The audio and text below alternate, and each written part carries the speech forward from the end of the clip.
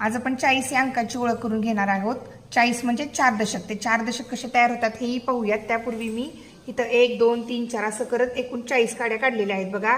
10 20 30 30 आणि हे सुट्टे 10 40। आता इथं ह्याचं 40चं 4 दशक नाव कसं तयार होते पाहूयात। हे बघा, हे सुट्टे 10 एकत्र केले, एकत्र बांधले की तयार झाला 1 दशक। मग आता आपण अगोदर दशक किती तयार होत आहेत बघूयात। हो का, हा 1 दशक, हा 2 दशक। हे 10चे गट्टे मी करून ठेवलेले आहेत ना।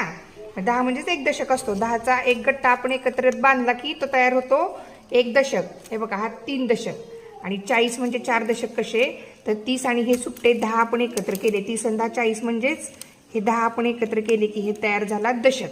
मग 40 म्हणजे 4 दशक कसे तयार झाले, 10 10 10 10।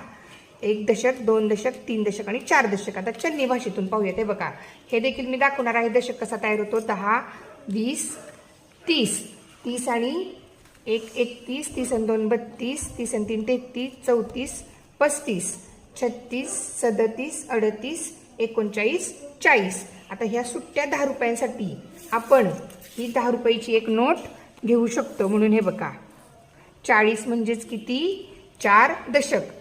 30 आणि 10 40 आणि 4 दशक 40।